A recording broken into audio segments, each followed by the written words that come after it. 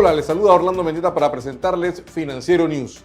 A partir de este momento y durante 30 minutos, usted recibirá un compendio informativo que lo va a actualizar con lo mejor en materia de economía, finanzas y negocios para estar bien informado y tomar buenas decisiones.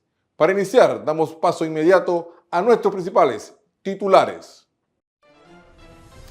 En el análisis económico, nueva propuesta de interés preferencial aprobada por el Ejecutivo no reactivará la economía. En el reportaje especial, proponen convertir a Almirante en una zona económica. En el segmento de compliance, Leonilda Portavales nos habla de las responsabilidades y sanciones en materia de prevención de blanqueo de capitales. Todas estas informaciones y más en breve en su informativo Financiero News. Iniciamos de inmediato este informativo y nos trasladamos hasta la redacción de la Agencia de Noticias Panamá, donde se encuentra nuestro colega Nicomedes Frías, quien nos va a presentar el reportaje especial. Adelante, Nicomedes. Gracias, Orlando. Una propuesta de ley pretende crear una zona franca en Almirante Bocas del Toro con la intención de facilitar la exportación y el turismo. Sin embargo, la visión de esta es desarrollar un corredor seco entre la provincia de Bocas del Toro y Chiriquí. Veamos de qué se trata. Aunque la idea de desarrollar una zona franca en Almirante Bocas del Toro data desde el 2015, la Comisión de Comercio de la Asamblea de Diputados acoge la idea y va más allá: crear un corredor bioceánico entre Chiriquí y Bocas del Toro. Es un tremendo proyecto, un proyecto que va a traer comercio para la zona, también lo que es la distribución de mercancía en todo lo que es el área del Caribe, inclusive se puede hasta llegar a un canal seco entre el área del Caribe con el área del Pacífico y de alguna manera conectar ambos puertos, ambos lugares y crear el comercio en ambas zonas, crear más puestos de trabajo, crear más turismo. Empresarios ven con buenos ojos este proyecto, pero advierten que el proyecto de ley deberá contemplar la conectividad marítima. Debe contemplarse una conectividad marítima que pueda ser utilizada para dinamizar esa zona económica. Y vamos más allá, sabemos que también el diputado Robinson ha pensado y ha lanzado, que todavía no se ha presentado ante la Asamblea, un proyecto que defina una zona económica especial Chiriquí, Bocas del Toro, mucho más amplia, para que sea la base jurídica de lo que nosotros hemos aspirado por muchos años, un canal seco, Chiriquí, Bocas del Toro. A pesar de que la idea solo está en desarrollo, ya las autoridades aseguran que esta zona ayudaría al desarrollo logístico y a la exportación en la región. A mí me parece que es una estrategia muy buena, ya que las zonas francas no son solamente para estar en la capital o en el centro del país. Las zonas francas deben estar constituidas en lugares donde hay desarrollo agroindustrial. Por eso es que es clave que se encuentren en zonas como Bocas del Toro, Chiriquí, donde están nuestros productores y donde a través de zonas francas podemos ayudarlos a exportar sus productos más fácilmente. Orlando, de convertirse en la zona franca de Almirante en realidad y de crearse el canal seco interoceánico, este tendría una extensión aproximada de 200 kilómetros desde la costa de Bocas del Toro hasta la costa de Chiriquí. Regresamos contigo. Gracias, Nicomedes. Avanzamos con nuestro programa y tenemos que la industria marítima china domina el mercado. Los detalles en nuestro segmento de Marítimo y Logística.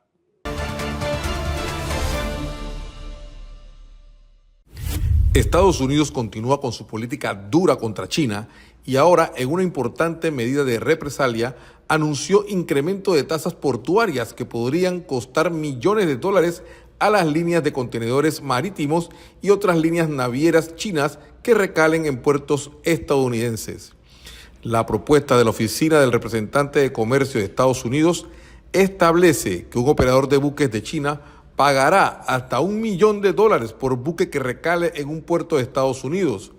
La recalada de un buque construido en China pagará hasta 1,5 millones y un cobro de hasta 1 millón por recalada para los operadores navieros si más del 50% de sus órdenes de nueva construcción son con astilleros chinos. La medida tendrá impacto en COSCO, la cuarta mayor línea de contenedores del mundo. Además, tendrá efecto en la cadena de suministro marítimo que abastece al mayor mercado del mundo, donde las principales líneas navieras operan en una compleja red de cooperación que abarca desde rutas de servicio hasta los acuerdos de atraque y el uso compartido de buques. Cabe mencionar que alrededor del 17% de los portacontenedores que recalan en los puertos estadounidenses son de fabricación china.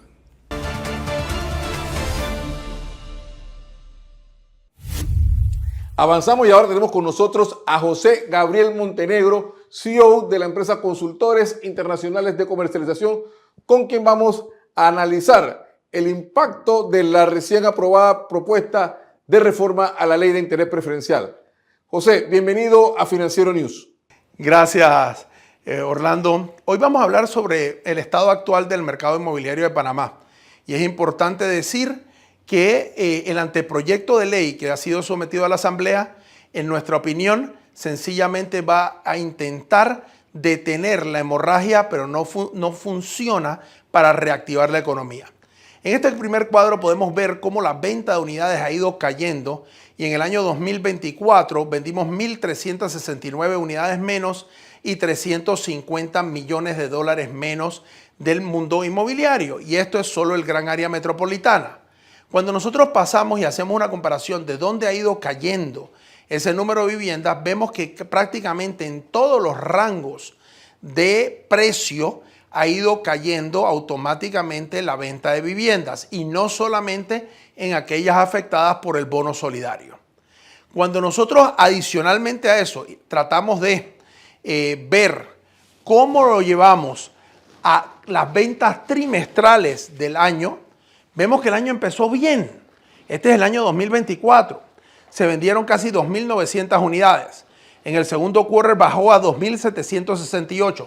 En el tercer trimestre ya vemos el inicio de la caída hasta 2.518 y en el cuarto trimestre lastimosamente vemos una caída de 42% hasta 1.684 unidades.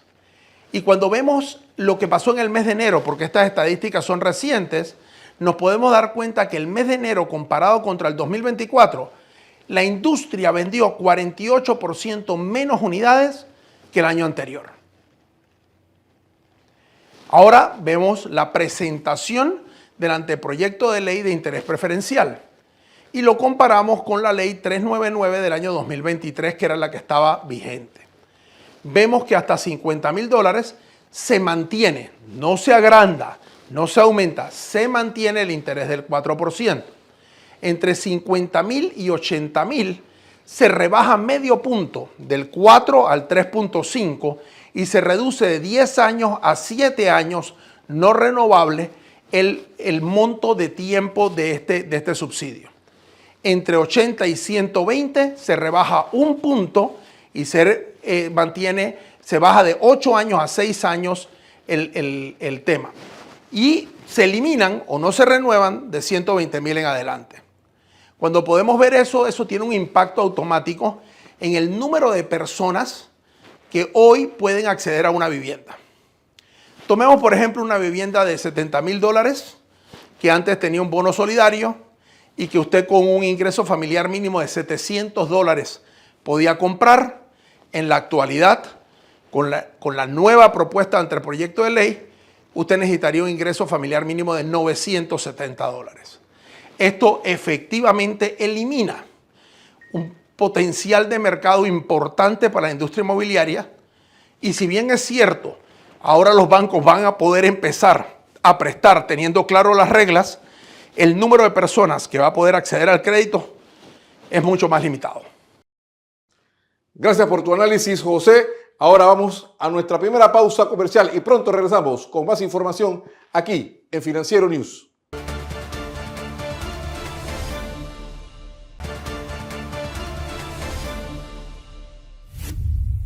Estamos de vuelta y por la importancia que tiene para Panamá mantenerse fuera de las listas discriminatorias internacionales, creamos este segmento Compliance para ayudar a difundir la importancia de la prevención de delitos financieros, entre ellos el blanqueo de capitales, el financiamiento al terrorismo y el fraude fiscal. En esta tarea invitamos a participar a expertos en la materia y para hoy tenemos con nosotros a Leonilda Portavales, abogada y especialista en la materia, quien nos va a hablar hoy sobre las responsabilidades en materia de cumplimiento de la prevención del blanqueo de capitales. Leonilda, bienvenida a Financiero News. Gracias, Orlando. Para mí es un gusto estar aquí. Hoy vamos a hablar sobre el cumplimiento en las empresas. El cumplimiento en las empresas se refiere al conjunto de normas que le aplican a una empresa y los mecanismos que éstas establecen para lograr dicho cumplimiento. Hay muchas normas que les aplican a las empresas, normas fiscales, de seguridad social, municipales, pero hoy en día a algunas empresas les aplica también el cumplimiento de normas de prevención de blanqueo de capitales. La Ley 23 de 27 de abril de 2015 es la Ley Panameña de Prevención de Blanqueo de Capitales, Financiamiento del Terrorismo y Financiamiento de la Proliferación de Armas de Destrucción Masiva.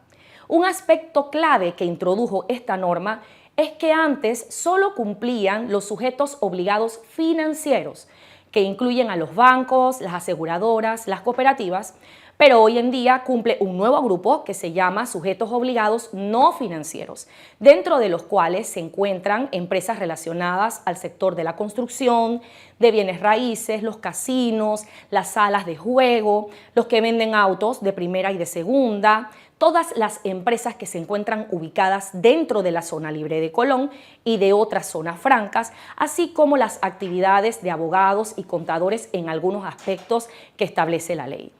Los sujetos obligados no financieros tienen dos obligaciones de registro, una ante la Unidad de Análisis Financiero y otra ante la Superintendencia de Sujetos No Financieros, que es su supervisor. Cualquier persona puede entrar a la página web de la superintendencia y verificar si la empresa con la que está haciendo negocios está registrada. Además de la obligación de registro, el primer paso del cumplimiento es designar una persona de enlace. Esta persona será el vínculo entre la empresa, la unidad de análisis financiero y la superintendencia.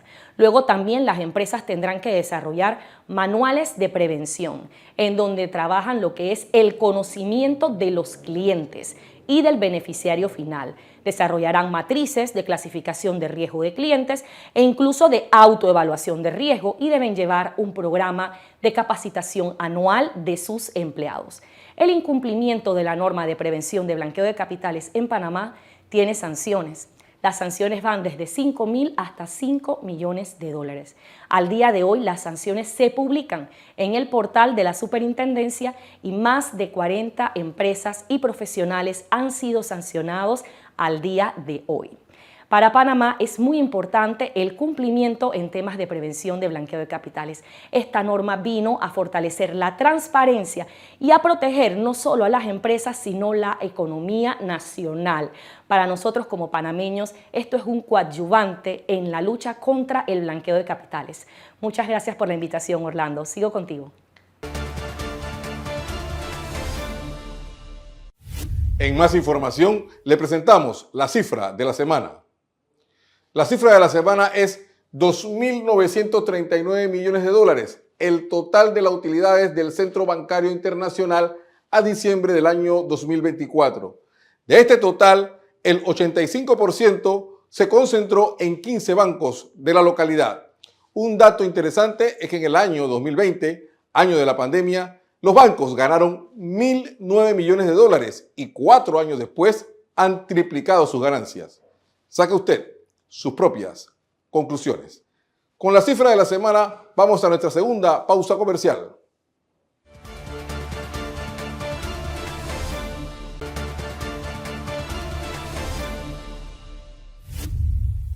Estamos de vuelta y nos vamos hasta Lima, Perú, donde se encuentra José González, Managing Partner de GCG Advisor, con quien analizaremos cómo están los mercados.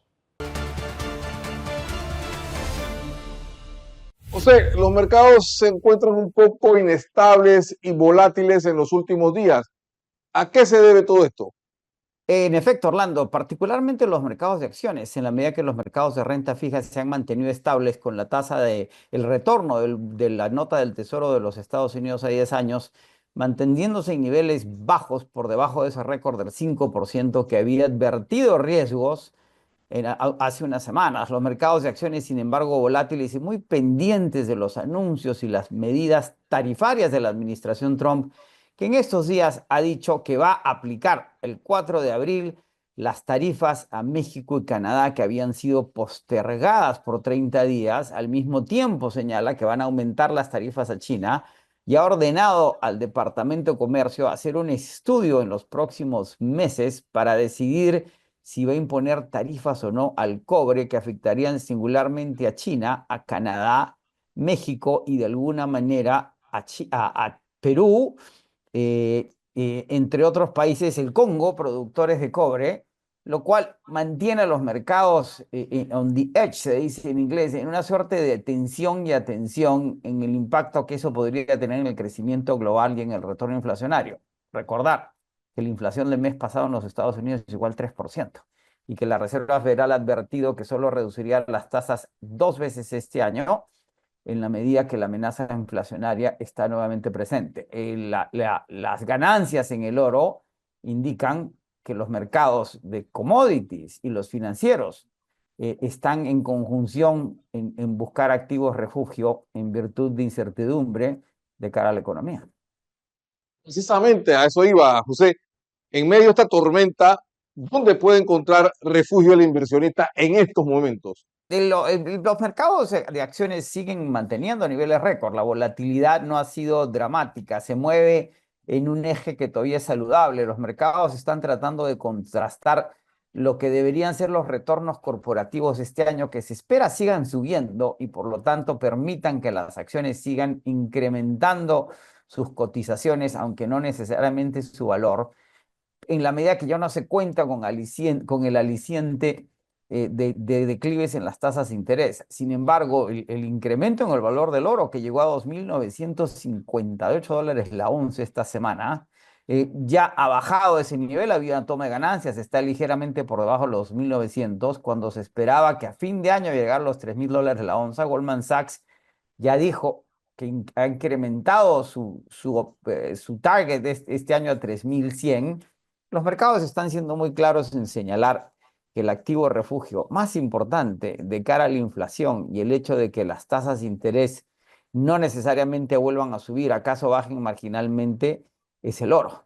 Y por otro lado, la tenencia de oro ha cambiado en el sentido de que no solo vemos demanda de oro físico, sino que el ETF de oro, uno de los ETFs más importantes, el SPR de oro, ha incrementado su posición en oro físico casi a 1 millón de toneladas, incrementando esta demanda que venía de los bancos centrales no occidentales, de los inversionistas en futuros de oro y ahora de los instrumentos que apuestan al oro. Aparte de ese metal, los otros metales también se mantienen en atención, y a pesar de que los niveles del cobre no han variado sustancialmente con este estudio. El mercado asume que cualquier decisión se tomará en meses, y tampoco las cotizaciones del petróleo en función de las sanciones que se van a aplicar a Irán y potencialmente las que podrían retornar a Venezuela.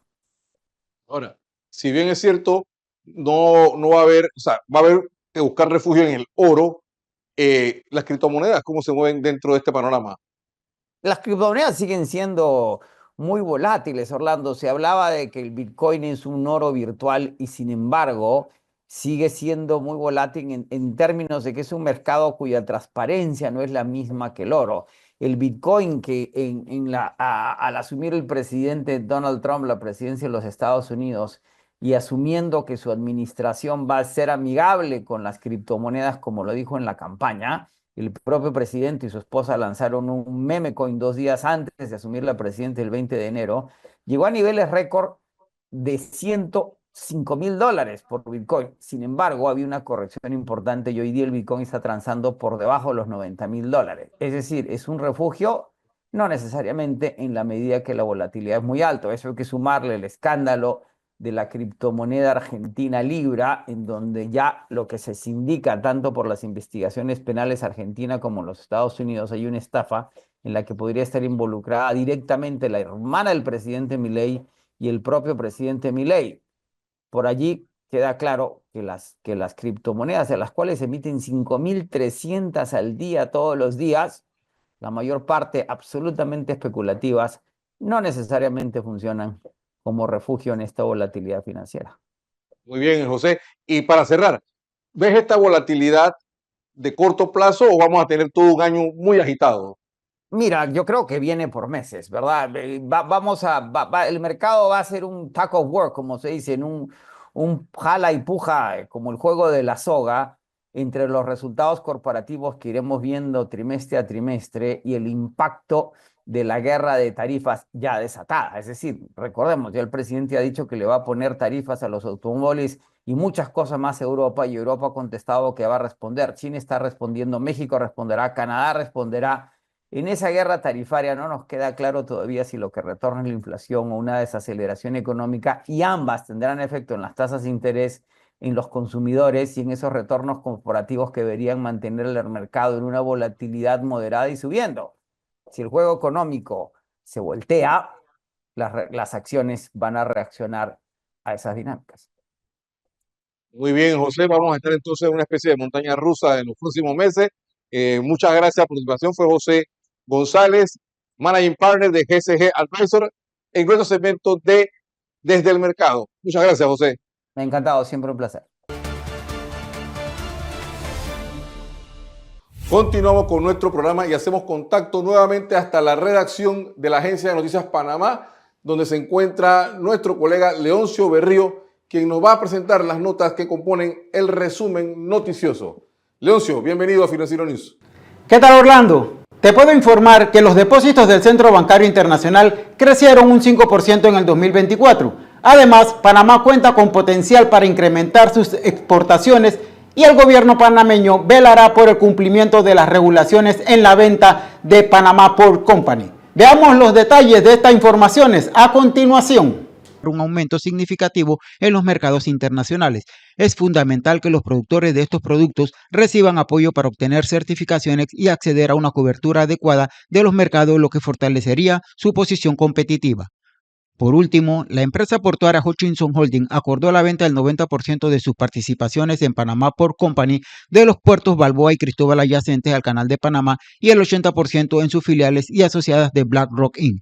El acuerdo, valorado en $22.800 millones por un 100% de los puertos, excluye las operaciones de HPH Trust en China. El gobierno panameño velará por el cumplimiento de todas las regulaciones y leyes locales en la transición entre Hutchinson y BlackRock a través de la Autoridad Marítima, y el Ministerio de Economía y Finanzas velará por el cumplimiento de todas las regulaciones antes de tomar decisión sobre la continuidad de la operación portuaria en el país. Este ha sido el resumen informativo. Me despido desde la Agencia de Noticias de Panamá y seguimos con más del noticiero Financiero News.